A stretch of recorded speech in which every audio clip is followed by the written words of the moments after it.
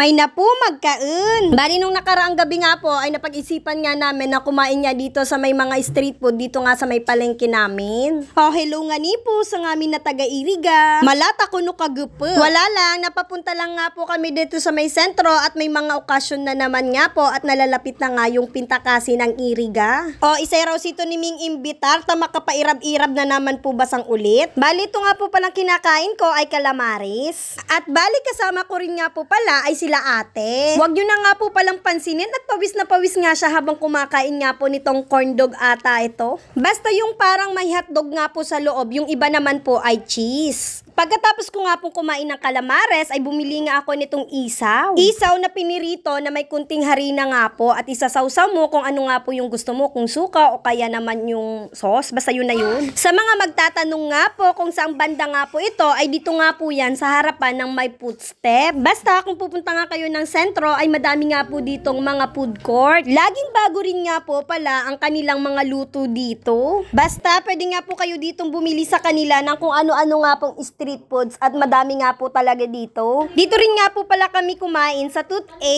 Wings. Gusto rin sana namin tikman lahat ng food court dito kaso nga lang yung budget namin ay naghihikapos na nga po. O, pasingtabi nga po pala sa mga hindi nga po pala mahilig kumain ng street foods. Bali, hindi naman nga po talaga kami mahilig sa street food pero pag may pera nga, okay lang naman. Carry naman kahit paunti-unti nga po. Eh, kami naman po ay nag-i-enjoy na rin nga po kami kahit sa gilid-gilid lang nga po kumakain. O, dito nga po yan sa harapan ng may LCC sa Iriga City. May napo kamo, iyan na nga ni po kamo sa di lugar nga ni po namang magayon. At ito nga si Musumi ay nagpabuhat na nga po sa akin at nagpapalambing nga. Pero sa totoo lang nga talaga ay nahihirapan na rin nga po ako pag lagi ko nga pong buhat-buhat si Musumi. Pero ito nga po si Musumi ay gustong-gusto nga po yung binubuhot nga po pero nahihirapan na nga po ako at hindi naman nga po ako kalakihan. Bumili na rin nga po kami ng take out para nga po sa mga asungot na naiwan nga po sa bahay namin. Dahil sa dami nga po na kinain naming street foods ay bumili na rin nga po ako nitong maiinom na juice. Bali yung flavor nga po nito ay mangga nga po o diba lang siram kading palamig. At dito nga po ay nakita nga ako ng inaanak ko. At taman kita nagtatago-tago na bayad lugad ako.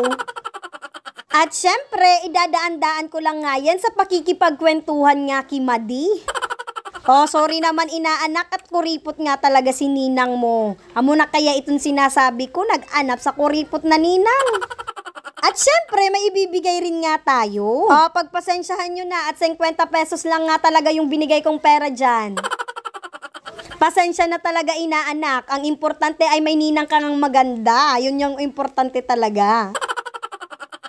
Sa mga nagbabalak nga po na maging ninang nga ako ng inyong mga anak ay asahan nyo nga ay may 20 pesos nga kayo sa akin.